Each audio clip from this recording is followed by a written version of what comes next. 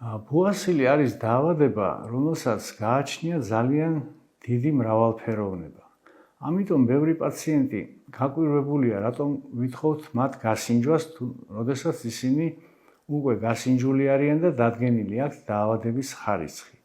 ხარისხის დადგენის მიუხედავად, ამ დაავადებას იმდენად დიდი მრავალფეროვნება ახასიათებს, რომ ჩვენთვის აუცილებელია ურნალობის დაწყებამდე პაციენტი იყოს შესწავლილი როგორც ვიზუალურად, ისე ინსტრუმენტულად, რათა ზუსტად ჩამოყალიბდეს ურნალობის გეგმა.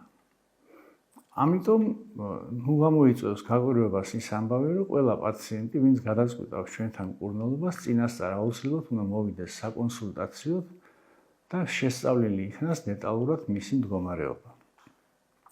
კიდევ ერთხელ შეგახსენებთ, რომ ეს მეთოდი არის აბსოლუტურად დაზოგვითი, ატრაუმული, ყოველგვარი ტკივილის გარეშე, მას არ აქვს სარეაბილიტაციო პერიოდი და მეორე-მესამე დღიდან პაციენტი უბრუნდება ჩვეული ცხოვრების წესს.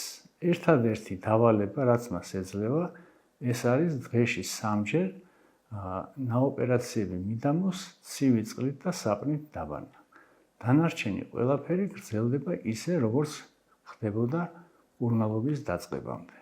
რეაბილიტაციის პერიოდი პრაქტიკულად ვიმეორებ არ არსებობს და პაციენტი 2-3 დღეში უბრუნდება ჩვეული ცხოვრების რიტმს.